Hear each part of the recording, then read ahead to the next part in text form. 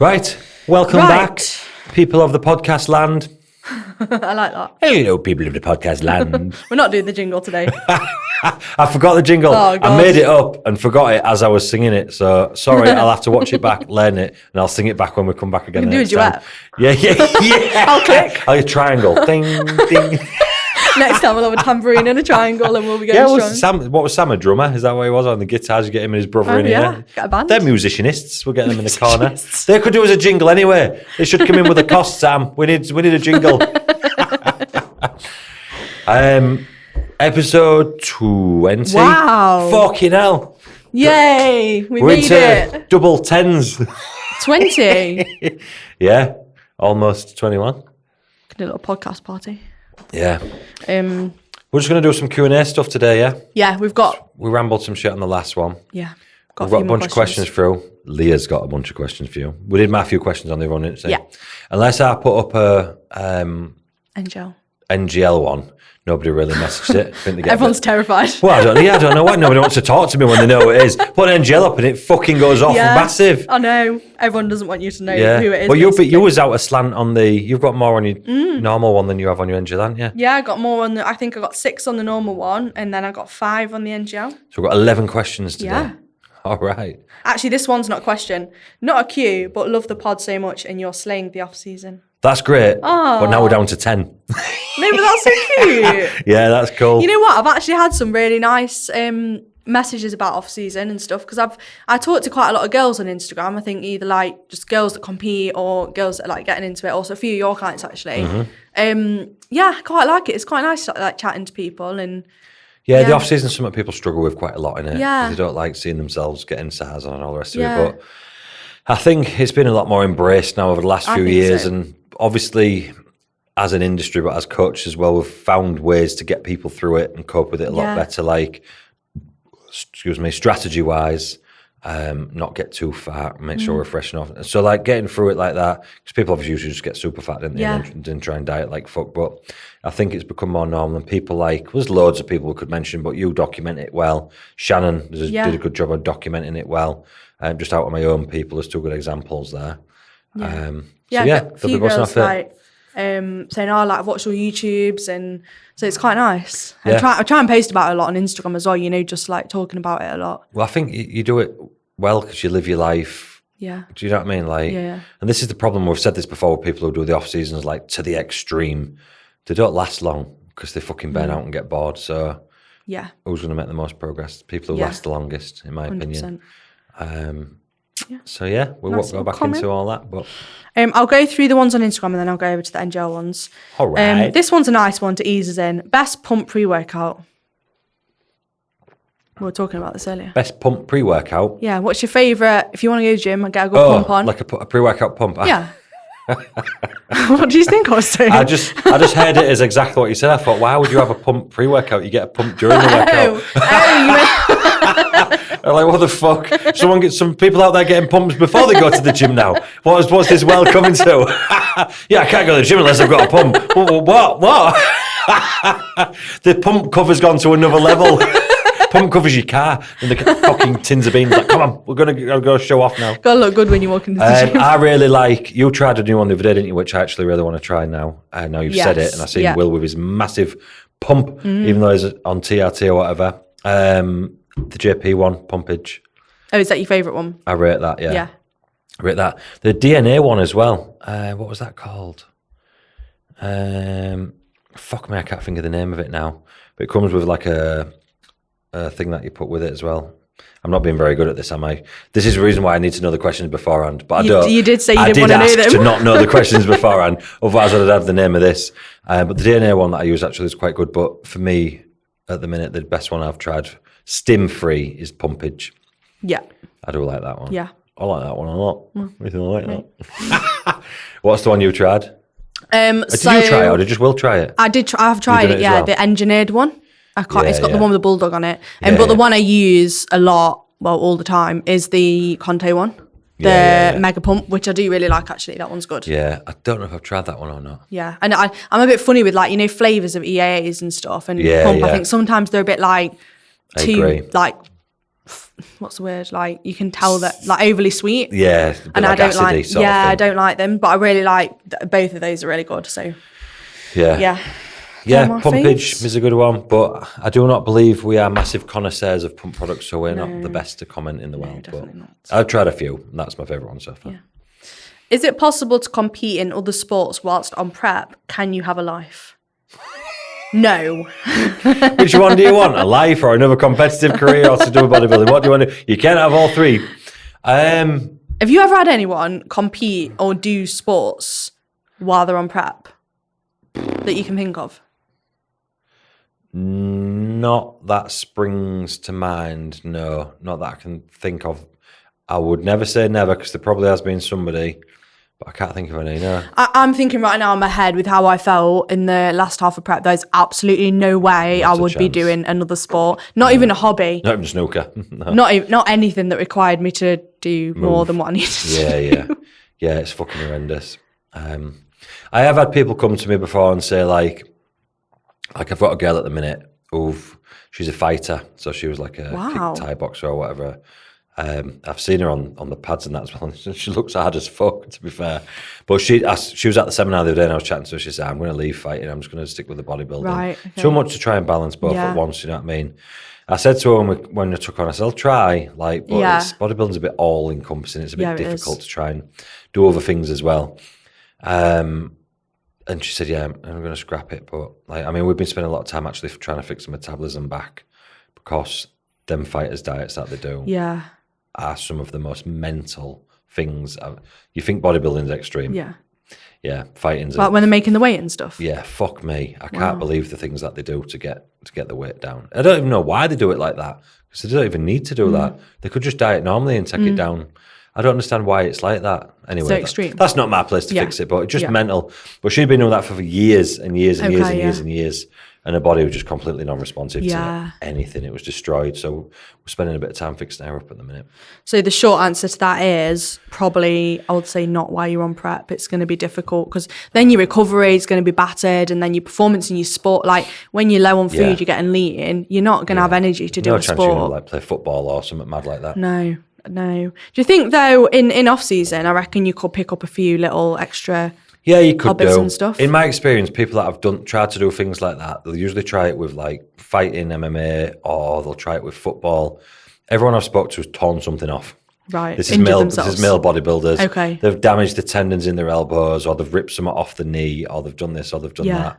Because when you're pushing your body to the limit, it's controlled bodybuilding, isn't it? Yeah. So as soon as you start trying to fight, or kick a ball, or chase somebody, or tackle somebody, or rugby, they're going to tear this off and that off. But this is why I'm really hesitant to even do stuff like now, sports-wise, because I think your body gets pushed that hard in a controlled manner. Then when you put it into something like that, often things go wrong. Yeah. So I definitely use the advice. Did you hear that? Yeah. Was that really loud? Yeah. Why does it do that to me so much? I don't know, but I can't burp. You can't burp? No, I can't burp. Where does it go, Leah? I don't know. Not in a burp. I literally find it impossible. Whoa. Every time Leah has a can of Coke, I'm like, wow, you smell like nearly. What?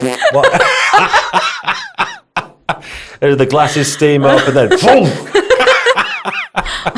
You can't burp? No. You just don't go in? I just can't. I just don't get burps.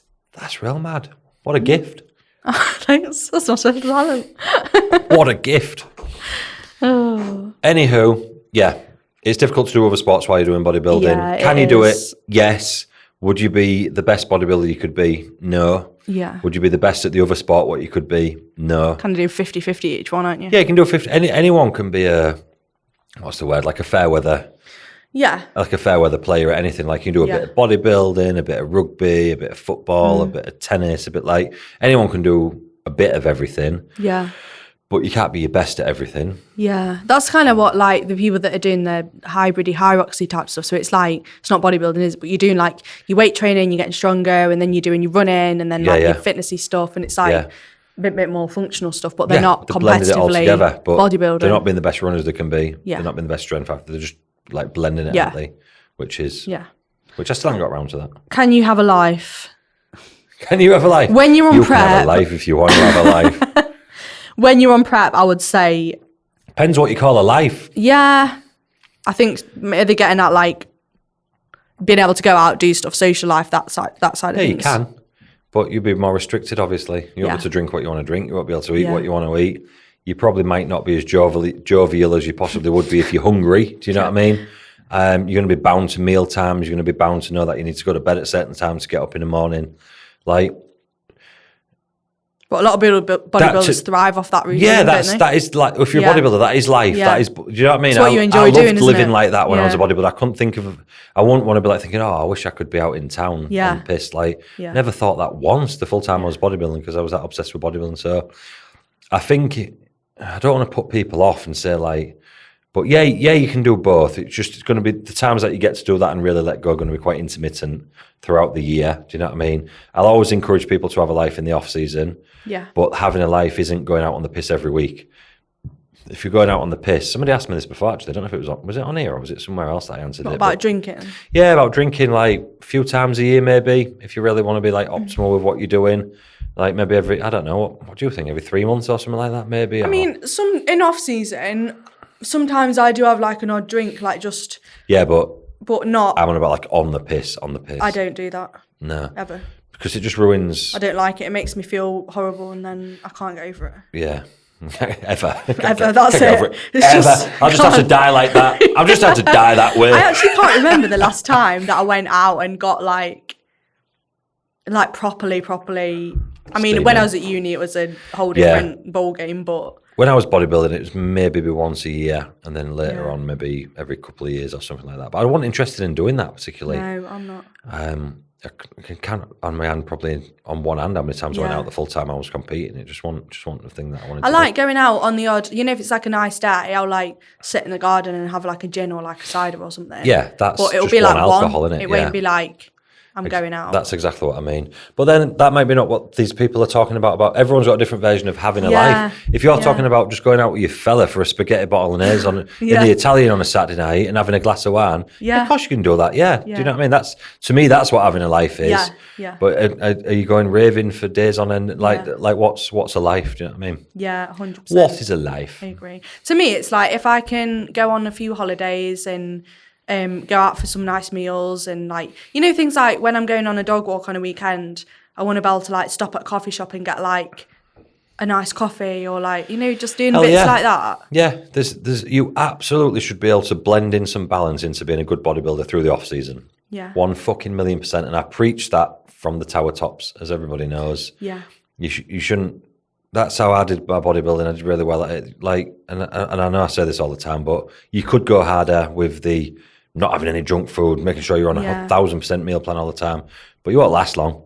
Yeah. You'll last a couple of years and then you'll be gone anyway. So if you're looking at lasting 5, 6, 7, 8 years plus, you need to balance everything into it. Then when it comes time to prep, time to go. Do you know what I mean? Like, you're not going to, no, you're not having a fucking donut. No, you're probably not going to be able to enjoy yourself at a hen do or something. Do you know what I mean? You're just not going to be able to. It's as simple as that. But if you've had the rest of that in your 18-month off season, can you dedicate 4 or 5 months? Yeah, I reckon you can. 100%. Right then. Oh, these are some good ones. I like these. Are you ready? It's the good cues. Okay. Most amounts of cardio you have both done during prep. I'm interested to hear yours here because I feel like, is it going to have been mad from when you were younger? Yeah, like 2.5 hours, yeah. Like a day? Yeah. Really? Yeah, I've done a lot. What, is that on one bit of kit for like 2.5 hours? Yeah, or I used to go out power walking. That was my thing. I never used to go to the gym for cardio because, well, there was no like screens. Do you know what I mean? Yeah. So there's no phones with like you fucking. So you just there like. Yeah, you'd just be looking at the fucking wall or whatever's in front of you for an hour. Do you know what I mean? Yeah. So it was that. We never got told to do anything like Stairmaster or anything like that because obviously when you're bodybuilding, maybe just power walking was enough. Yeah, I think the most I ever got up to was probably 2.5 hours. Generally, pretty much every prep ended up at 2 hours anyways. Yeah.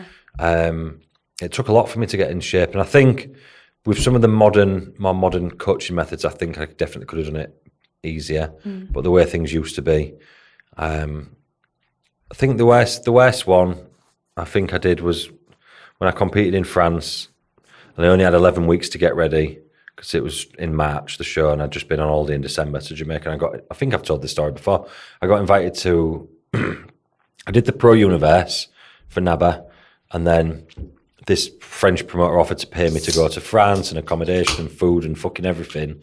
This is in like the November. I was due to go to Jamaica in the December, and then the show was on like, right. Do you know what I mean? Like, I don't know, 10th of March, whatever it was. I had 11 weeks from when I got back to fucking get ready anyways. It wasn't that long. Yeah, and you just had to go for it. Yeah, I ended up on 50 grams of carbs, no fats, and 2 hours cardio for like 7 weeks straight. It was horrific. Yeah, that does not sound fun. But I look good. Yeah. So I think that's the most brutal prep I've had, that one. Yeah. Yeah. Mine was the last prep I did, because we ended up doing double. Yeah. And I've not done that before. Yeah, we ended up on some doubles, yeah. Yeah, which I was weirdly quite excited for. Yeah, Leah was buzzing for it. I think I was doing 50 minutes in the morning and 30 minutes in the evening. Yeah, but so then 80 minutes, yeah. I think I was doing 14k steps on top, which was about 2 hours of walking. Yeah, as if you don't walk anywhere and you have to purposely walk. Yeah. So that's a lot. Yeah, so that was like an hour dog walk in the morning, an hour dog walk. Because what I used to do is get up, do my cardio, do my dog walk straight after, and then have my first meal. So it was like boxed off, and then I could sit and work. And then I'd go to the gym again, do the evening, then do the steps straight after in like 2 stints. This is the thing we've just been on about this, haven't we? When you've got a sit-down job. Yeah, it's a lot of walking. To get a normal amount of movement, it's a fucking lot of your day, innit? To get it. I was speaking to somebody the other week about this as well. Whereas if you like, so I've got nurses that they can't get down as low as 14,000 steps a day. It's impossible for them. Yeah. They're doing like 18, 19, 20,000. And I'll give them a high day, and they'll be like, all right, I can't get my steps under 15,000 though. Yeah. I'm like, all right. Yeah.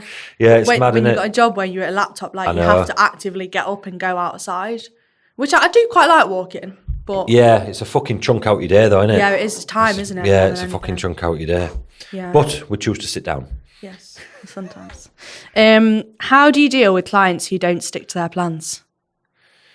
There's the fucking door. I knew you were going to say that. Like, they're out, that's it. Yes and no. Like, there's sticking to the plans and then there's sticking to the plans. I like to think clients can be honest with me and tell me what's going off, even though probably some of them are not sometimes. And then try and accommodate things. Because sometimes it's just a conversation. Do you know what I mean? Yeah. And it might be like, they might need a little bit higher fats and a little bit lower carbs, and that makes them feel a little bit better. Yeah. They might just need telling, you can push your first meal back till 11 o'clock and start eating after that, and you'll be all right. You might just be struggling with something, they need to like balance it. There might just be something within the diet that's setting them off more hungry that might maybe take that out. Maybe they're eating jasmine rice and it digests really fast, and we can put sweet potato in it, and it makes them feel full for longer. And like sometimes it's just a small conversation or a bit of a backward and forth away from sorting out. Some people just ain't going to stick to the plan no matter what because they don't want to, because they're hungry and that's the way they're going to be. In that case, no, there's no fixing that person. Do you know what I mean? Yeah. And you can try and bend, and your trade's different to mine because yours is lifestyle, so it's a different thing altogether. But so sometimes it's just like, well, don't do bodybuilding then. Yeah, I think obviously sticking to the plan in bodybuilding is very different to sticking to the plan with like someone that's just trying to feel a bit better or lose a bit of weight or get a bit stronger. Yeah, completely different, because them people you're trying to change their outlook and their mindset and the way they live to be able to accommodate some weight loss. Yeah. All the rest of it. Bodybuilding is just black and white. You're either doing it or you ain't. Do you know what I mean? Yeah, 100%. Got to be a bit like harsher with it, haven't you? Yeah, I had this conversation with somebody a couple of weeks ago, and it's the first ever prep, and I could tell that they'd not been around any bodybuilding really. Very gifted individual, actually, very gifted indeed physically and all the rest of it. And she was asking me to put more sweet stuff in because she's hungry. And she's getting closer, and I was like, that's not how it works. Yeah. I just need something. And she'd ended up eating like something like a protein bar or something. And I went, I didn't go down on her hard, but I told her how it was. And she's been all right since. She's clicked into gear with it. Yeah. And she gets it. But I said, this is the difference. This is exactly what I said to her. I said, this is the difference between people who end up doing it and people who don't end up doing it. Some people get hungry and they eat. Some people get hungry and they fucking lean into it. Yeah. And that's the difference between a good bodybuilder and a bad bodybuilder. Because there's nobody getting lean without getting hungry. It's just, do you know what I mean? Not You're not bodybuilding lean. Do you know what I mean? You're not doing that and not getting hungry. Yeah. All right, there's different people. And this is the thing. This is why it's not for everybody. Yeah. Because everybody's got different versions of hungry. Yeah, and I do think to an extent, like, if you're dieting, you're eating less food than what your body needs. Like, even if you're not getting on stage, like, you are going to have times of the day where you're a bit hungry. Yeah, but you know, and if you're fat to start with, you've spent a lot of time being comfortable. Yeah. Just spend a little bit of time being uncomfortable. It's going to feel uncomfortable, isn't it? Yeah. You've gone through a lot of comfort. Yeah. So to put yourself back in the middle, you're going to have to go for a little bit of discomfort. Come on. Yeah. Not everything's for free. Otherwise, everyone would be in shape, wouldn't they? Yeah, 100%. Yeah. I mean, for prep-wise stuff, it's an hard balance because you can't fucking go in on people too hard, because then they just won't ever tell you again. So you've got to be an open enough door for them to tell you things so that 100%. You can fix it if you're able to fix it. Yeah, because you want clients to feel like they can, you don't want them to be terrified of. Like, I don't want them to be scared of me, but I also don't want people that come and just fuck about either. So they need to, there's a land, you know what I mean? 100%. Not just all wishy-washy like, oh, it's okay, dear Mrs. Doubtfire. Oh, it's okay, dear. You'll be okay. Just, you're a bit hungry, don't we? That's quite a good impression. I like that. You're not going to fucking get that off me, but if I can help, I will. And if you need telling what's what, then you will. But fuck me, if anyone's watching this and lying to the coach, don't be an idiot, because how are you going to get? You're going to end up digging yourself into a hole. I'll tell you exactly what happens when you lie to your coach. Your plan ain't working. You're telling them you're sticking to it 100%. The coach thinks, well, fuck me, that's run out of gas quick. We'll have to pull a little bit of food away, or give a little bit more cardio in, or both. That goes into your plan. You think, well, I wasn't really actually doing the old plan anyway, so I'll just maybe do that, or I can afford a few more calories because he's pulled the plan down there, and then I'll do a little bit more calories, and then fuck, that's ended up more calories now. I don't know actually what I've overeaten there. Now he's still not losing weight and it's not coming down, and you're thinking, this is a stubborn body, what's going on here? And then you're trying a few different things, you confront them, they lie about it anyways. And then they've got in too deep. And then you're in too deep to turn back, so they can't actually tell you what's gone on. And then they're fucking fat 3 weeks out, eating 1,000 calories. Yeah. You see these people, They had me on 1,000 calories and 2 hours cardio. That's what your plan said. That's probably not what you was doing. And these people are usually the ones that are fibbing. Do you know what I mean? Yeah. It's rare that. Do you know what I mean? Mm-hmm. So that's my experience with that anyway. They're usually binging twice a week on Domino's and things like that. I've gone on a bit of a tangent there because it gets on my tits, obviously. Yeah. But just don't lie. Just tell them the truth. And then at least if you've made a week with no progress and you fuck something up, at least they know why and they're not going to go changing your plans. Yeah, you just need to actually stick to your plan. Yeah, just stick to the plan. And if you aren't, and then I'm guarantee you, if you tell your coach what you've done, it won't be nowhere near as mad as like 6 weeks' time when he knows you're lying anyways, but you're still having to go through the process as if somebody's not lying. Because how many times can you confront people? And I do it all the time. Are you telling me the truth here or what? Because this didn't add up. Do you know what I mean? Have you actually done everything you're meant to do? Yeah. And they just carry on lying. Yeah. And then you have to kind of go through it. Do you know what I mean? As if like 100%. They're not lying and investigating different areas, and then all of a sudden, miraculously, at 4 weeks out, they start losing 2 kilos a week, and like, that's just magically come out. And you stuck to your plan now. Yeah, 100%. I know what you mean. That was a rant. Sorry about that, but you can imagine how many times I've been through that.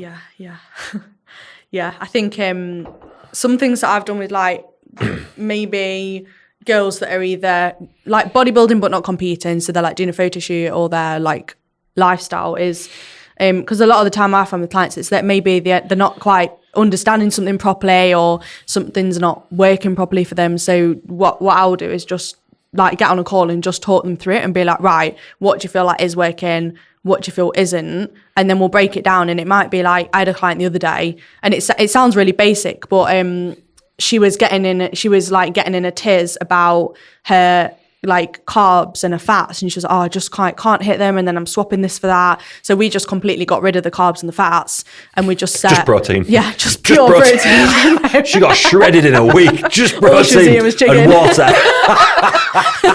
No, there's some fat in chicken. We have to go white fish. Oh, okay, I worded that wrong. We stopped tracking the carbs and the fats. Yeah. And what we did was we just set a calorie range. So I set her, she had like 300 calorie range. So I think she was on like 1,500 to 1,800 calorie range. Yeah. Because she was like, some days I'm not hungry. Some days I'm like really busy and I'm really hungry. Okay, yeah. So we set her a calorie range and protein. And now she's like smashing it, losing weight every week. Yeah. Because before because a lot of women get in that like all or nothing mindset where it's like, they were getting in a tiz about like the carbs were 10 grams higher than they're meant to be. And I was like, this is like you're trying to lose a few pounds, like it's irrelevant. It's 40 calories. Yeah. So, or sometimes it might be like, they need an extra meal and an extra time, or they just need, I found that, you know, the more I've got into coaching, because I think when I first started coaching, it was very much like, I would give someone a plan and I was like, okay, there's your plan. This is what you need to eat.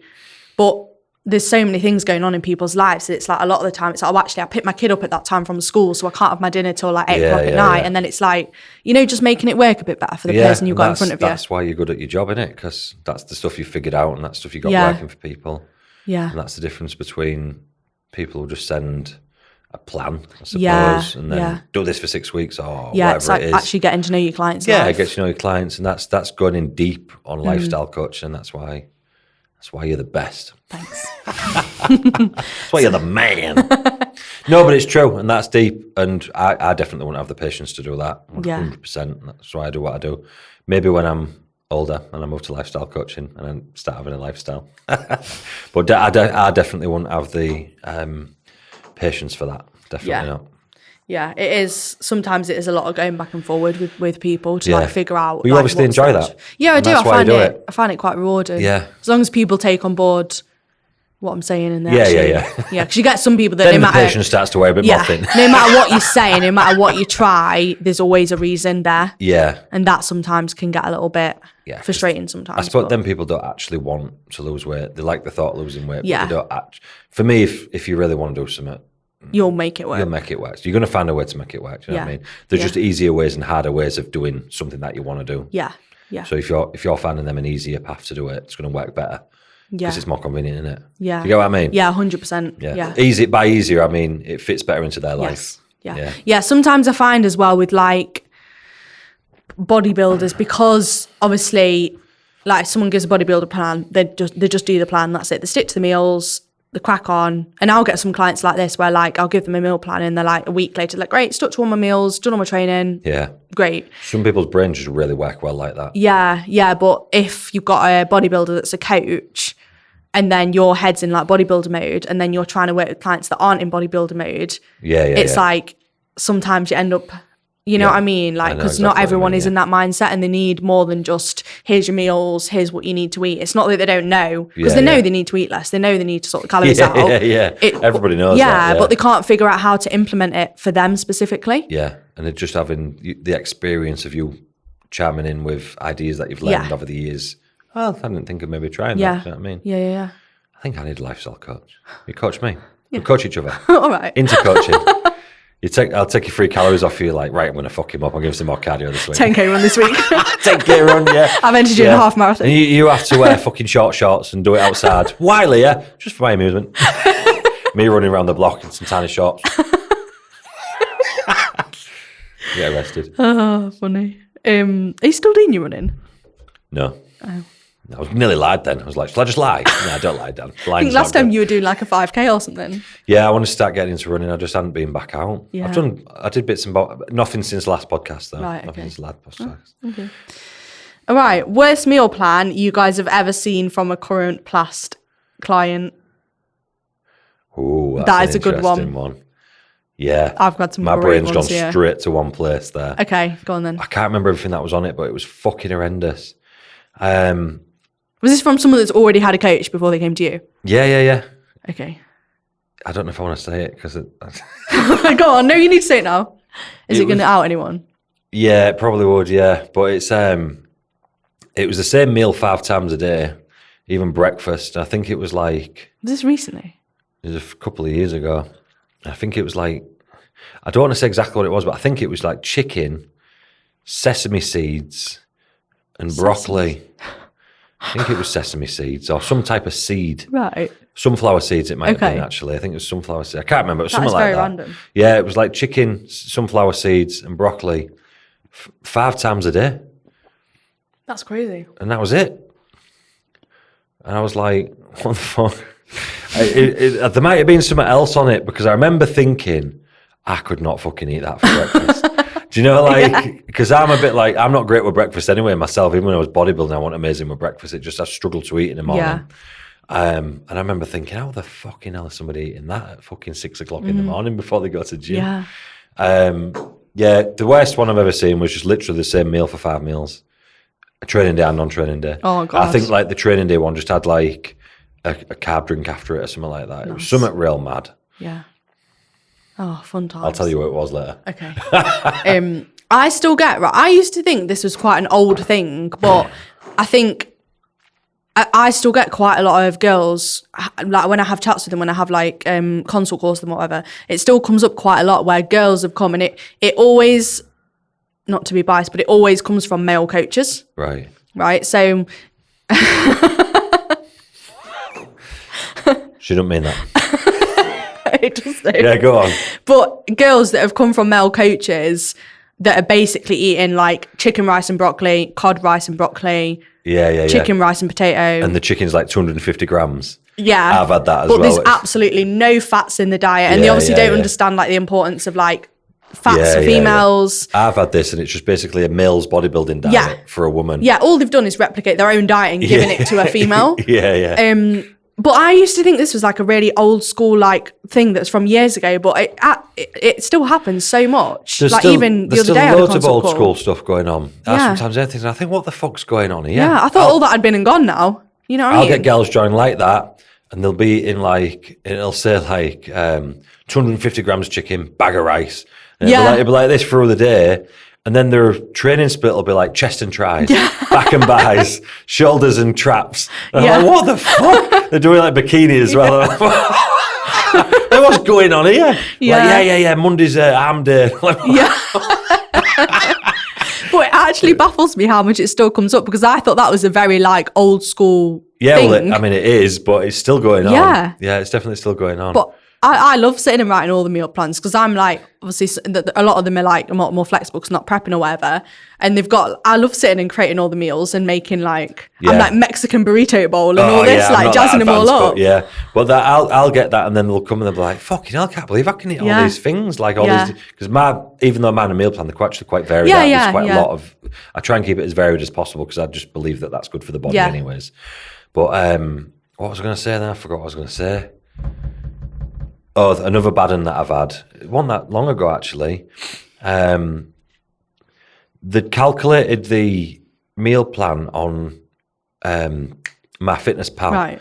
So obviously when you pump things into MyFitnessPal, bread's got protein, rice has got protein. Like all these things have got protein that you wouldn't class as protein. Not me anyway, because it's like a byproduct of protein, Or like your trace protein. Trace protein, that's the word I'm trying to look for, So I wouldn't ever use that as like the protein source. Well, these people so they'd made up a meal plan that didn't really have any true sources of protein in it much. There was bits. So it was like, I think it was like all the trace proteins and then whey. Oh. So they wanted to really... So there's no like meat or fish? There was no like, not really, no. Maybe like one chicken meal a day or something like this, or maybe some eggs. How random. Yeah, it was like, and I was like, where's the protein in this? And they were like, what do you mean it's here? And then they'd send me like the MyFitnessPal thing. And then it was like, I didn't know what was going on. I didn't know what was going on. I was like, all right, let's just forget that. Let's just do this. Yeah. And after a few weeks, they were like, fuck me. Oh, my digestion's fantastic and this and that and blah, blah, blah. And I feel real strong and my recovery's good. I'm like, because you're eating food now. Real food. Yeah, actual proper food. Yeah, I've had a couple like that. Yeah, really? That's mad. Yeah, that's the curse of MyFitnessPal. People just pump stuff into it and look at protein, carbs and fats. We've no thought about where that's coming from. Yeah. That's why I'm blessed to come from the fucking old school, because actually, like, obviously people thought about those things and didn't really consider any others. And they'll just go off that, protein, fats and carbs. Yeah. Like, but do you know what I mean? What's the actual quality of the food like? Yeah. Yeah, because there's a quality of food that you need to take 100%. Into account. I don't think this really... Yeah, that's not the only other bad ones I've had is when I've had girls that have come from coaches that have like done shoot preps and they've been like pretty like hammered basically into the floor. Yeah. But then they're like trying to get this happened actually quite a few times recently. I had like a few calls in a row where the same thing happened, and the girls have joined the coach and they've said like, I've been hammered, like I want to build muscle, I want to like I was actually having a conversation with a girl in Ultra the other day that said the same thing, and they're trying to build muscle, and then they've gone to the coach and said, I want to build muscle, like I want to get my hair back or whatever, and then the coach has dieted them. straight off the bat. Yeah, I've had that as well. Because the coach wants to get wants to like get a transformation off them or whatever. But is that why they would? Yeah, because I can't think of any. What other reason would they do it? You know what I mean? That makes sense actually. Because sometimes I would get them like this. So, well, I'm going to do a diet first. I'm just like, why? Because they know that if they build someone up, they're not going to get a result for like months and months and months. Yeah. But it's I won't mad. care about that though. I'd just be trying to fix them like. But I had it loads, right? I had it loads where girls have been like, I went to this coach and I said I wanted to like gain muscle and get my health back. Yeah. And then the coach has basically like rammed them and put them back on like 1,200 calories. And do you know what? You've just made that make sense because I've had that a bit and I think, is this person mental? Do you know like that's what? why I they don't do understand. But yeah, they're after a transformation. That don't even come into my head because I'm never looking for transformation. Well, I don't think I do any transformations because it's bodybuilding, isn't it? Really, I suppose I do. But then it just prolongs the battering. They just end up worse and worse. Yeah. But I don't think the coach is actually, because the client is like, I feel like the coach isn't doing it because they've listened to the client.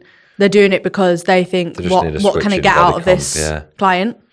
Yeah, that makes sense. Which is actually mad, isn't it? Because the client is paying the coach. Yeah. And then the coach is doing the opposite of what the client wants. Unless they just don't know anything else apart from trying to get people a bit leaner. Yeah, maybe. But again, I've had fucking loads of them recently in the last 6 to 12 months. Yeah. People that have just been chronically ran into the ground by themselves and by other people. And in the process of fixing them. I love fixing them though. Mm-hmm. I love it. Yeah.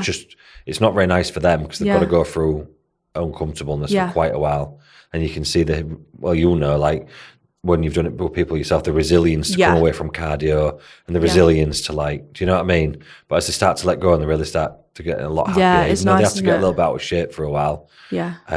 Oh fuck me! Then when they come out the other end of it and we actually can diet them and it actually responds and the weight just falls off, then they're in good shape and they're still eating a decent amount of food and then we can get them built up. I love going through them with people. Yeah, I really enjoy it. I love that as well. Yeah. Like, not even from a bodybuilding perspective, but you know when I get clients and they're like, come off the back of. None of these have been bodybuilders. They're just women. Yeah. Yeah, but it's. I love going. I've got loads of clients that. Not bodybuilders, they're just women. Yeah, just women. You know. Sorry, go on. I just thought that one. They're not bodybuilders. They're just women. What a statement. That's what we're going to call the podcast. Just women, yeah. Okay. Episode name. But when they've been like ran into the ground and then I get to like go through the reverse, build them up, go through like a proper building phase. Yeah. I love doing that because I feel like a lot of girls are still very nervous about doing that. Yeah. And if you can get them to do blood work and then you look at it and you're like, fucking thyroid's in the gutter, testosterone's on the floor, blah, blah, blah. Then you look at it 9 months later and it's like all came right up. Yeah. And you can see them, do you know what I mean? And then you're like, okay, we're good to go, do you know what I mean? Or even just a mindset. Like, I'll get girls where they're like, I'm terrified of eating more, I don't want to gain weight, like, you know, I'm really nervous. And then we'll go through it and then they'll be like 6 months later and they're like, oh my God, I'm amazing, I'm so strong. I'm like, I love this, it's so great. Yeah, because imagine how they felt. And I could never feel like, no, because I've never felt like this, but imagine if you've just been dieting for your whole adult life. I know. And you've never really sat in a surplus and you're just in average shape because your body's broken. Yeah. And you're just always dieting. And you're just always tired and hungry. And you're always tired, you're always hungry, you've always got no energy, your brain's fogged. That's your norm. Yeah. Imagine that being your norm for like 5, 8, 10 years, whatever. Because some of these women are in the 30s, do you know what I mean? Imagine how good you'd feel actually. That's what I mean. And then like months down the line, they're actually eating like nutrients that are helpful and they're eating in a surplus and they're strong in the gym. Yeah. Their minds are clear. I bet they're fucking buzzing their heads off. Yeah, it's mad, isn't it? Yeah. But yeah, fun times. Okay, ready for the next question? Let's go. These are the surprise ones. That was a surprise one. I don't know any of them. They're all surprises. True. This one's like, I'm going to have to think. That's what you mean by this one. No, this is a long one. I'm just reading it quickly. Don't make me think. Please don't make me think. Is it common for long-haul athletes to have a break from coaching in off-season and come back for the prep? For the ones who do you ever worry they won't progress as much in their off-season? What's it say, long haul? Yeah, I think it basically means long haul. So people are like competing for a long time. Yeah. Like, do you get people stop coaching in the off-season and come back in the prep, or do most people like stick it through? Yeah, some, yeah. I don't even mind it sometimes, to be honest. 'Cause it's like, it gives them a bit, they just need the mental break, I think, sometimes from checking in every week and like all the rest of it. And I sometimes don't see it as a bad thing. And I've had that quite a lot myself. where people will bugger off and come back. As long as they don't come back and they're fucked. Do you know what I mean? Yeah. Like, yeah, Dan, I'm 30 kilos above stage weight. I want to do this show in 20 weeks. And like, obviously, we're not doing that. But if they took care of everything and they're good and just wanted to live for a little bit, I don't always think it's the best way to make progress, which is why I know your brain's thinking, it's not the best way to make progress unless they know what they're doing. Yeah. But I don't think anyone puts themselves through what a coach would put them through, because they're always going to lean towards comfort generally. And you're always going to lean towards, what's the word, homeostasis, where you'll just sit in the middle, not necessarily and you just sit at maintenance. And some people will want to do that and not make much progress, then come back and compete again. So do I think it's not optimal. Optimal, which we don't like the word. It was the optimal way to do things. No. Is it sometimes something people will do? Yes, because sometimes the optimal way is not the optimal way. They're not going to do that anyway. Yeah. They'll fall off, they'll quit, they've had enough, they'll get bored, they'll want to do something else, blah, blah, blah, blah, blah, blah, blah. So sometimes it is the optimal way because it's the only way they'll do it. Yeah. But if you was to put it on a comparative scale, no, of course not. Fucking hell. Yeah. Are you really going to hold yourself to the same standard doing it yourself and push yourself as much? I see it like this, and I explain this to people sometimes on consults and things like this. I literally see myself as a tugboat on people's off seasons. So I know exactly where that boat wants to go. I know the fastest way to get there, and I'm just going to direct them there. It might not feel like I'm doing much. Yeah. It might not feel like things are changing very often, but trust me, over 12 months, 18 months, 6 months, 9 months, whatever it is, the course from where you're going to get to there is going to be the best, most optimal way to get there. Yeah. And you're going to make the most possible progress in that time frame by me just guiding you. Do you know what I mean? Because on an off season, it feels like sometimes you're just checking in and now it's happening. But that's exactly what we want. Yeah. We want not much to be happening because you're heading in the right fucking direction. So changes might come scarcely. To me, if someone's changing in an off season, if a coach is changing a lot of things frequently, they don't know what they're doing. Yeah. Because they feel like they need to validate the check-ins. This is a lot of the thing, isn't it? It's like you feel like sometimes in an off season it can be like, well, what am I paying for because nothing's changing? But it's like you're not paying for your check-in every week. You're paying for the overall result of where you want to get to. Like in my mind, and you'll be doing this the same with people, I'm thinking about where we need to be here. And usually we've mapped that out with, we're going to push for this long, do this for that long, blah, blah, blah. And obviously we plan that out. But for me, it's just a slight correction of course. Yeah, that's a good way all the time to make sure we're staying on the perfect course to get where we need to get. Yeah. If you start coming out of line, I'm going to put you back in line. If I see a problem arising, I'm going to get on top of it quickly. Yeah. Whereas you might end up going 2 months in the wrong direction and nothing really happening because something's been fucking your digestion up, something's messing your train, something that I know I can get on top of pretty quick. Yeah, it's just staying on top of things, basically. Yeah, just stay on top of that. So then when we get you to the beginning of a prep, you've made the most progress possible. Yeah. Your body's in the right place to prep. Your mind's in the right place to prep. And I've been able to manage all of that 100%. Without people even really knowing I'm managing it. Yeah. Do you get what I mean? Yeah. And I think that's the key. And like I said, if people are changing things left, right and centre, that's a red flag. Yeah, they're just doing it because they feel like they need to I better change something. I ain't done that for a bit. Do you get what I mean? Yeah. All I would say with that is if it's the first time you've done an off season, I would definitely do a good off season with a coach before, because you don't want to be like competing, or I don't know, even if you're just doing a normal fat loss phase, like you don't want to be going through a diet phase and then trying to do that by yourself the first time. Because I know with the girls I work with, like a lot of them have never done a reverse diet. They're like dieted before, but they've never done a reverse. They've never tried to build muscle, and they need like reassurance with it because they're a bit nervous, or they're not, you know, they don't have the confidence to be able to do that themselves. Yeah, 100%. It's just knowing you're going in the right direction. Yeah. Just knowing that everything, what's happening is, because you can waste so much time in bodybuilding.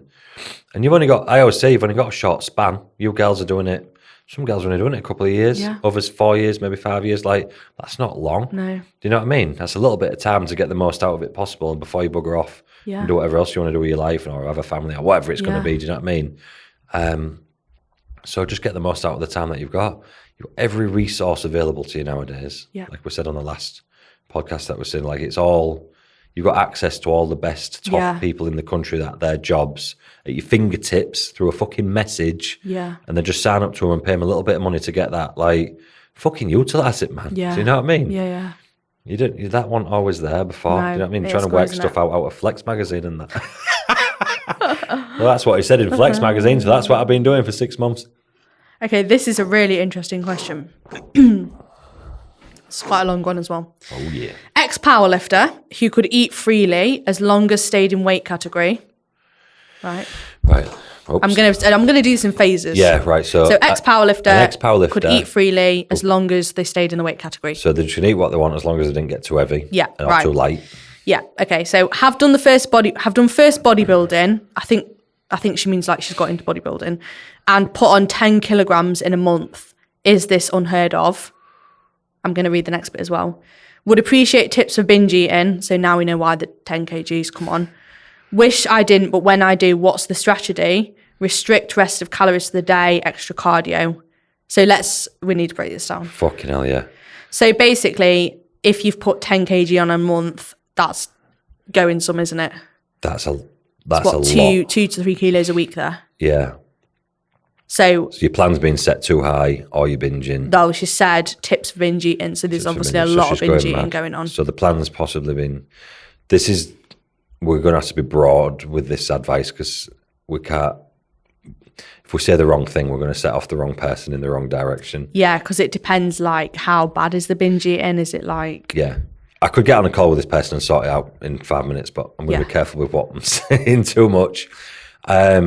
You don't want to be doing the things you've said. Restrict the rest of the calories for the day. Extra cardio. You never want to be restricting because that's what's going to be leading to the binging as well. Because if you're hungry, it's like going into the supermarket hungry. Never do that because you're going to end up buying lots of fucking stuff. So that's going to be the same thing with like the binging. But if you've been eating freely in powerlifting, there's got to be a balance of a plan that can have you sat in the right place to get you started with bodybuilding. From what I'm thinking is the person's been powerlifting, they've been able to eat whatever junk whenever they want. And then I would think they've started a plan or been put on a plan that is just full bodybuilding prep, like chicken and rice. Right, very basic bro food very type thing. Basic, well, just normal bodybuilding food, but with no flexibility I to know what you mean. all the things you should be eating, but it's happened too quickly probably. Right, yeah. So they're just thinking, fuck, I'm craving sugar, I'm craving this, I'm craving that, I'm craving pizza, I'm craving blah, blah, blah. Because some of the best transformations or best speed transformations I've had of people that have come from powerlifting, because they're like that. Yeah. Then as soon as you lock them in on a thingy, just all the fucking weight falls off because they've been eating that much. But yeah, it sounds to me like you need to find a plan that's balanced enough to get everything you need for bodybuilding and sort out some of them cravings. And then once you've found that balance, then start gradually tilting it more towards what you maybe need to be doing. Do you know what I mean? Yeah, maybe looking at the plan to see, like, because if you binge eating, you're obviously not fully satisfied with what you're doing. And I would think a lot of that usually comes from eating junk food all the time. Yeah. If you're used to eating pizza and McDonald's and this and that, then you just literally cut all of that out and go to straight clean food, you're going to have some cravings, some real bad cravings. So you probably, for me, you're going to need to do something like what Leah's just been on about, maybe just have a protein and calorie target to start with. Maybe lift that fucking target so it's higher than what you think it needs to be and just drop yourself in there. I always think you're better off having higher calories and maybe gaining a little bit of weight than trying to go too low. Do you know what I mean? Yeah, I think your main thing here is you need to get to the point where you're actually sticking to what you're doing, even if the calories are set too high, because then once you're sticking to it and you're enjoying your meals, what you can then do is maybe start to taper the calories down. Yeah, taper them back a little bit and then get control of your body weight and then restart from there. Yeah. Just sit there for a bit if you're not used to it. Because basically from what you're saying is, like, you've never done a bodybuilding plan in your life and then you've just gone straight onto a full bodybuilding plan, I'm guessing. Yeah. And that's probably like clean as fuck. Yeah. Oats, whey, chicken, rice, potato, steak, which is all great food, but too much too fast, I reckon. From what I can gather from that. Yeah. Because just inbox me. Yeah. Whoever you are. Yeah. Or Leah, or inbox Leah. Oh, thanks. Whoever one of us you want to talk to. Yeah, because with that you could even so what I'll do with some clients initially, if they've come from like a very like flexible approach where they're just eating whatever they want, I'll purposely put things into the meals that are like nice meals. So like I might do like a curry, or like I might do a homemade burger and chips, or you can get those Pizza Express pizzas that are like 500 calories from like Tesco. Right. So I'll put that in the evening meal. So they get to the evening meal and they're like, great, I've got burger and chips, I've got pizza, I've got, you know, and then they're fine because they've got that. They've got some Halo Top for dessert or whatever, or, you know, a chocolate bar. You can, again, that stuff's obviously not optimal, but it's optimal for you, because it's stopping you doing anything. That's a hell of a lot worse than that. Then once you get used to that, you can steadily start phasing a couple of bits and pieces out. Do you know what I mean? Instead of having burger and chips, you might have steak and potato. The pizza might become once a week, or blah blah blah, or this and that, and then just steadily move things around, and then you will get used to it. Fuck me, that's going straight from eating whatever you want to a full bodybuilding plan. It's like coming off drugs. Withdrawal symptoms. That's probably why you're binging, and I'm definitely guessing that the food that you've gone on to is too low. Just need to make sure you're actually satisfied from your food, and also you're enjoying it's meals that you actually like. So it doesn't need to be like your chicken and rice. Like have something like spaghetti bolognese, or like you know something just a bit more like quite normal as such. Some dolmio on it, and put a bit of fat cheese in it, and like, do you know what I mean? Like that's still good food. We like the dolmio. But we do like the dolmio gang. Don't restrict. If you binge, just crack back on with your meals, because you're just going to end up in a very negative cycle. Never try and cut back out after a binge. Just don't do extra cardio. Don't do extra cardio. Don't restrict any food. Just carry on doing what you're doing. You'll never cancel it out, but what you will do is lead to another binge. And that's a bad place to be. And then them's the type of situations that, because you've not intervened in time with the right person, that's where bodybuilding gets a bad name from, because it's like, it gave me an eating disorder and these type of things, which I get, but not if you got the right advices. 100%. I like this question. That was a good question, wasn't it? That was a good question. Leah ... That's how it starts. Have you ever, in capitals, on any occurrence ever again, not being fully honest in a check-in with Dan, even if it's a very small detail? But is she going to be honest now? That's what we need to know. This, by the way, this studio was built on a church, and this is holy ground. So if she lies in here, she will burn in hell. Over to you, Leah. No, you know what? The only thing I have done once, actually, is... this wasn't actually that long ago. This was maybe like for at the start of this year, or not that long ago. Sorry, I was just thinking. She could have missed this question out because I ain't seen the questions. She could have swerved this one. No, the only thing I did is I forgot to weigh myself, and I'd already got dressed, and I was like, I was already out the house. I was like, I'm not. So I just wrote the same weight as last week on my check-in. That is the way. How long we've been coaching now? 4 years, and that's the worst thing Leah's ever done. Is 1 week she forgot to get weighed. No, that was in my off season though. In off season. Yeah, you wouldn't have done that on prep. No, I definitely would not have done that on prep. Got in a time machine, gone back to get out of bed, and then got weighed again. I know, but I was like, I'm already out the house. I think I'd already eaten my breakfast by this point. I was like writing my check, because sometimes what I do in my off season is I get up, do my video, weigh myself, get dressed, get my breakfast, and then walk the dogs. So I think by this point I'd already eaten my breakfast, and I was like, so I just was like, I'm just putting something on. And the week after that, what happened? No, I was fine. It was only once. No, the week after that, what was the weight compared? Oh no, I think it was when, you know, my weight's been like sticking for a while. It was around about that period. Oh God, now I feel awful. So it was an educated guess. It was an educated guess. That changed the full trajectory of the year. But it was all right. I think the weight was actually the same next week, so it was fine. Next year, when we compete and she comes second, I'm going to go, well, you know. You know that weigh-in that you didn't send me? Well, you will fuck about. But that's literally it. Yeah. That's all right. Is that all right? Yeah. I'm sure there's been a lot worse than that go on with people. Jesus Christ. No, I feel like I've just done everything else. I feel like if I have an extra meal, sometimes I do have an extra meal out in my off season. Well, you just tell me, don't you? I just tell you. This is what I'm saying, people. Just tell me. And then I'll tell you if it's you getting out of hand or not. Or sometimes I'll be like, I've had a weekend away and I've been out for a few meals, but I just tell you. Yeah, and then we'll go, all right, works up a bit. We know why. All right. Yeah. But yeah, that's it. Yeah. In 4 years. Yeah, that's what I mean. And going back to what we was on about earlier, I don't know I don't know if this was on this podcast or the last one, but when people are lying and you don't know what's going on, then you don't know what's going on. Whereas you do that, and what do I say? All right, crack on. Because it's the off season. Do you know what I mean? Crack on. It's going to happen. But if you was to start doing it too much, I'd say, Leah, you need to fucking calm down. You're getting chonky. Well, you need to. You're taking the piss a bit. Do you know what I mean? And you know I'd say that. Yeah. And so we both know where each other stands. She knows not to take the piss too much, but she's all right a bit now and again. And I'll tell her if I need to, and if not, I don't need to. Do you know what I mean? Yeah. It's off season, so if it's the odd meal here and there, or you've got an occasion or whatever, all right, cool. Yeah. You've got an off-plan meal once a week. All right, I went out on Sunday as well. Okay. Yeah. We're doing this every week. Leah, you're gaining £2 a week. You need to fucking calm down on what you're doing. Yeah, you know what I'm saying? Yeah. And obviously in prep, like it's a complete, like you can't. No. You can't, you just crack on with your plan on prep. No, you would never do that on prep. Right. Oh, this is a good question. Ooh. Would you ever have guests on the pod? If you could have anyone in the world on to chat to, who would you pick? Taylor Swift. I don't know what she looks. I don't even know what Taylor Swift looks like. To even tell a joke like, "Oh yeah, we can have Taylor Swift on." I don't even fucking know. I can't tell sexualized jokes if I don't know what she looks like. No. She's quite attractive. You are. She's quite attractive. Well, we can have her on then. Come in and I've had like 7 rounds of Botox. I'll have some fake tan rubbed on my face.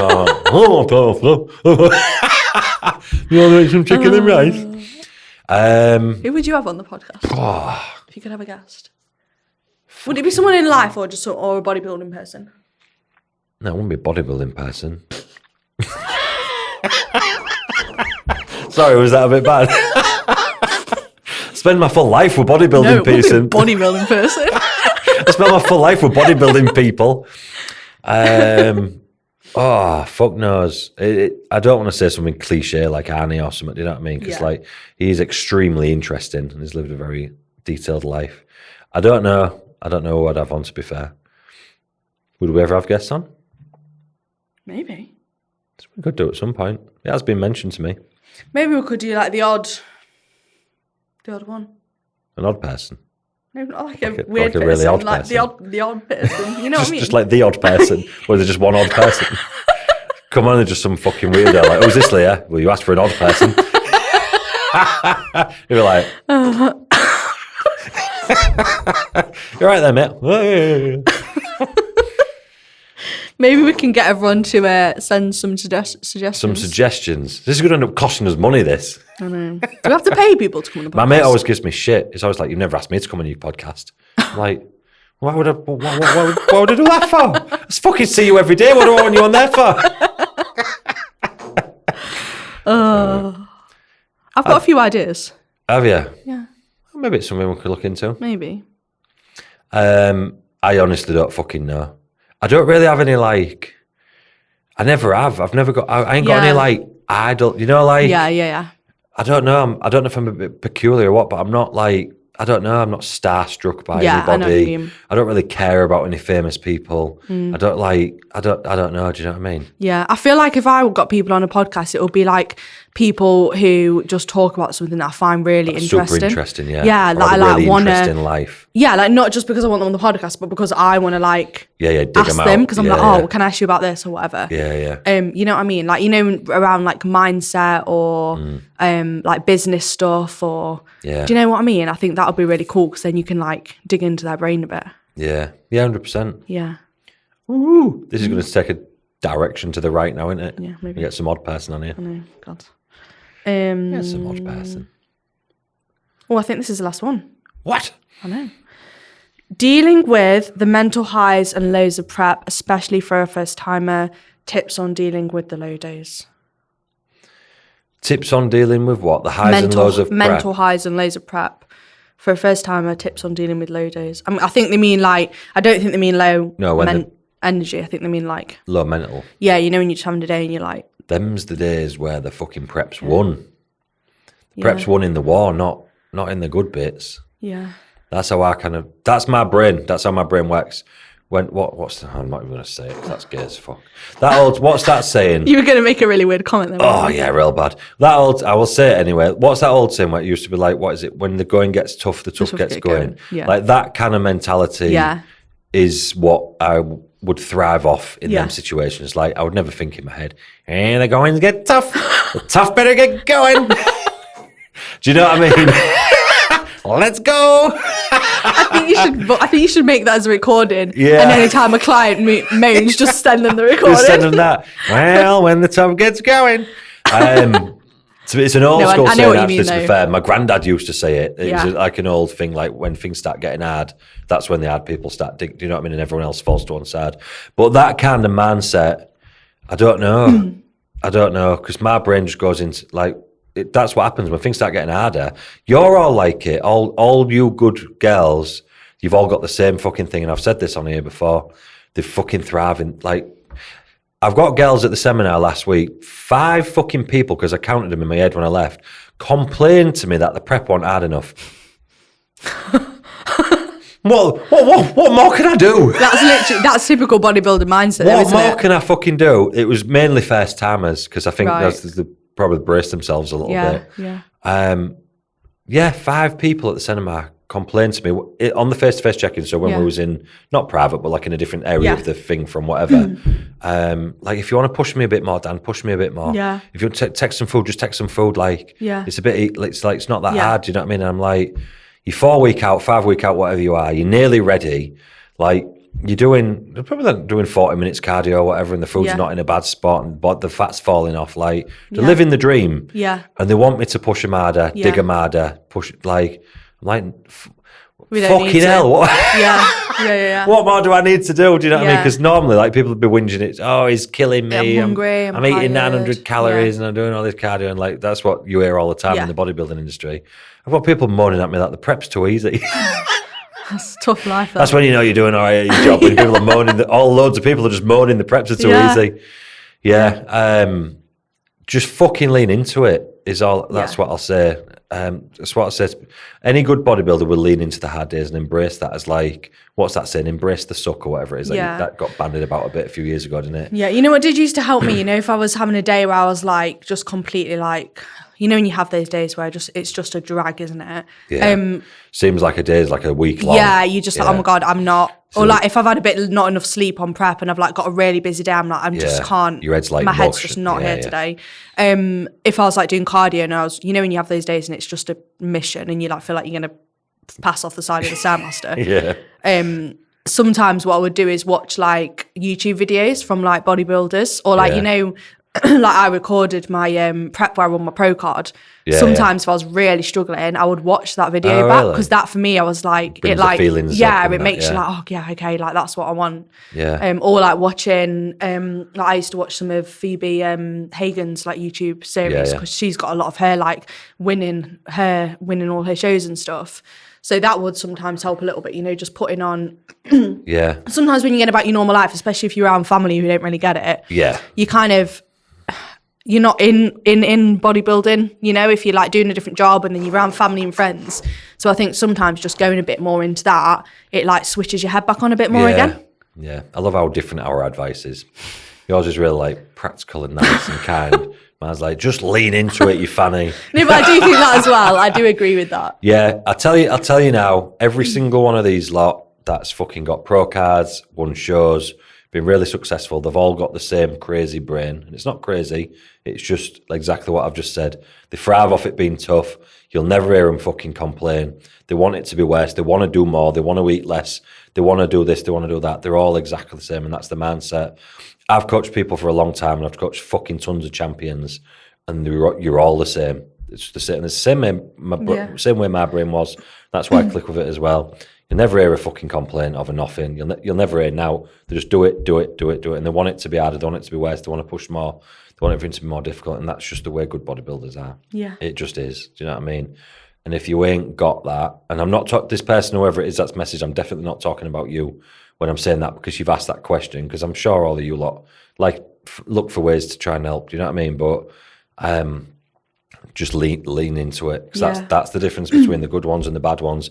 And I think that's what I probably thrived off a bit when things got difficult, because when things gets difficult, you know it's getting difficult for everybody else as well, and you think these is the days what I'm going through that they're not willing to go through.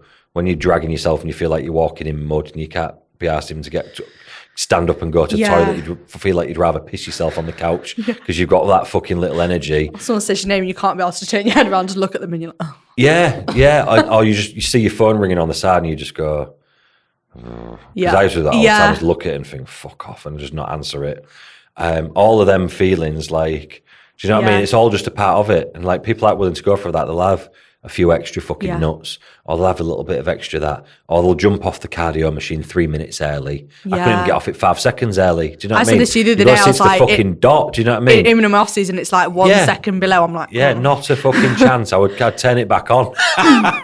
And that's just the way good bodybuilders is. So the fact that you're doing it, just lean into that and know that a lot of the people on that stage, all the ones that show up not in shape, all the ones that this and that, and I used to have all these psycho thoughts while I was doing that. I'd be if I was doing it on the treadmill, or I was out walking in the street, or whatever I was doing, and I was fucking starving my git off, or I'd be laid there at 3 o'clock in the morning with stabbing pains in my stomach because of the hunger pains and everything that you get through the night sometimes.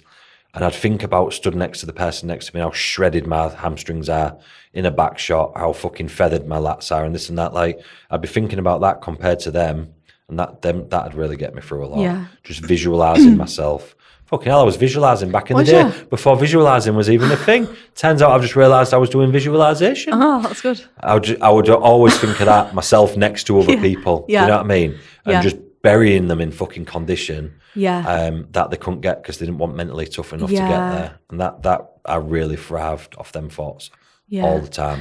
Or turning to the back and you could just hear the crowd laughing because you're fat. I used to think about that. And I get real fucking mad. And I start walking faster on my power walk, or on the treadmill or whatever. And I'd be like, You know what I always think as well, right? I'm like, even for someone that's not prepping, if you diet him, sorry. Frog. Right. Rabbit. Rabbit. He was a frog. Rabbit.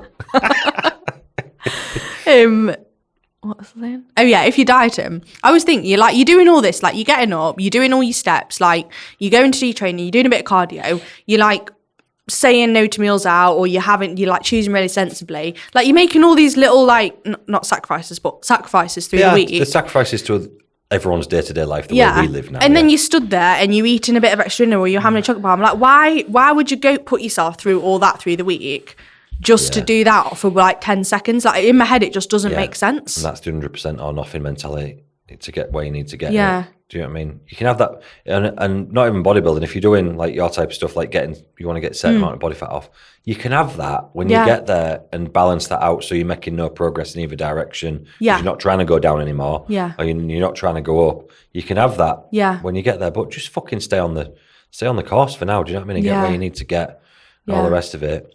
And just, I suppose, saying the same thing what I've just said about leaning into it is what I probably mean is flip your mindset. So you might like thrive in the fact, like be buzzing that you're feeling a bit more hunger, or be buzzing that you've got to go and do your fucking cardio. Because I know every morning when I woke up and I had to go do my cardio because I did it fasted every day, I'd be thinking in my head, more fat. Yeah. More fat. I can get more fat off today. And I'd actually be buzzing to get out. Yeah, I know exactly what you mean. And do it because you're thinking, I'm making progress. I'm going to get more fat off today. And then as it starts getting hard in the middle of the cardio, because you start going all like... Makes you like feel a bit like buzzy and stuff, and you get doesn't like it? like an endorphin from it or whatever, I suppose. And then you're like, and you're thinking, right, here it comes. It's fucking, I know it's coming off now.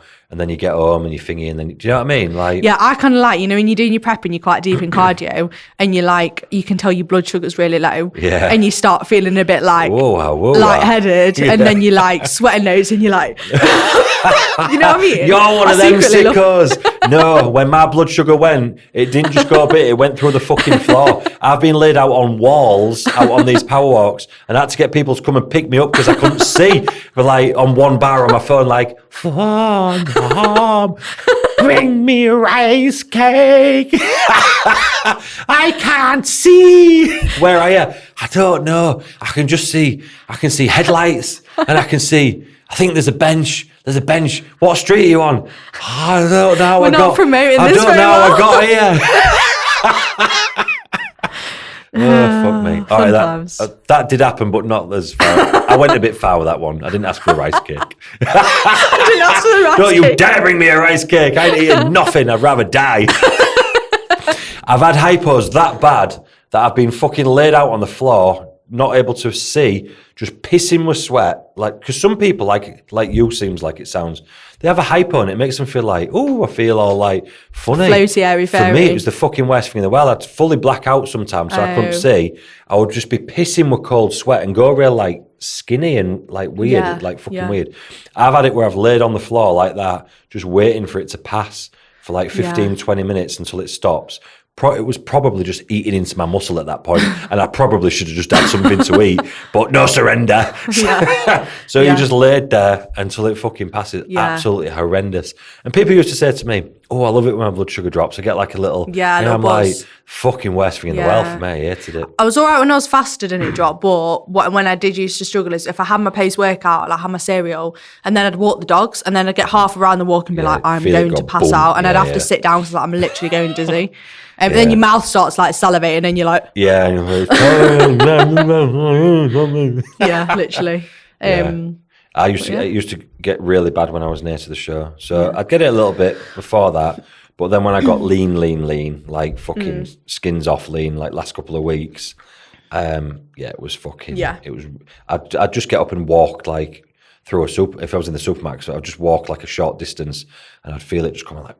Fucking hell, no, it just used to happen all the time. It was horrible. The best way I found to manage that, because we used to do the like zero fats thing, where it's just like carb fats, just putting a little bit of fats back in my diet and reducing some of the carbs down. And it'd kind of stop it quite a lot. That makes sense. Whereas if I'd go zero fats, like some people used to like make me do if they was coaching me or whatever, it was terrible. It was absolutely fucking terrible. Mad that.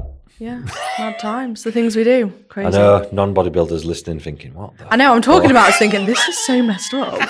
This is what I mean. You get so deep into the wormhole, you just don't think it's realise, normal. you don't even know how you got there. And everybody around is doing the same thing, so it's normal. Then you talk to someone else and your mother goes, Daniel, that does not sound safe at all.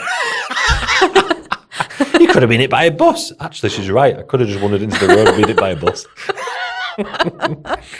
But I wasn't. Oh, fun times. Yeah. But You get a plastic trophy and it's all right. You're like, oh, yeah, thanks. Yeah, it was worth that. Or a massive sword. Yeah. I have a sword, actually. From the day before swords, I do have a sword. There was 1 year when they had a sword, and I used to win the overall at the Nabba North East, which is the only place where I used to compete for qualify, because that's all there was. I won the overall there all 3 times that I did it, actually. Wow. And one of the times was a sword. Wow. Hell yeah. I like the gold swords. The gold sword. Yeah, I like winning gold swords with you lot. It's like a little, we do get loads of swords, but we've got gold swords as well. That's cool, that is, isn't it? Yeah. Yeah. But anyway, that wraps up the That question. wraps us up. We talked some shit, answered some questions. We don't know what we said. I'm not even going to listen to it back, so nobody. Do you ever listen to it back? No, not once. Have you watched a few, haven't you? I've watched a few back now, yeah. Yeah, I've clicked on it once, maybe twice, and watched the first like 10 seconds just to see if it was on or whatever, if it's come up on my screen because it's from having you on there. Yeah. No, I ain't watched any back. I don't want to watch it back. I was here. Yeah, we're all good. But yeah, make sure you like, subscribe, leave us a comment, and we're all good. And we're all good. And I've run out of things to say, so I'm just going to say we're all good. She was sending me help me eyes as well. She was like, and we're all good. I'm like, you're on your own on this one, bitch. You were just like, I was just enjoying myself. Like, yeah, sing yourself away. See you later, Leah.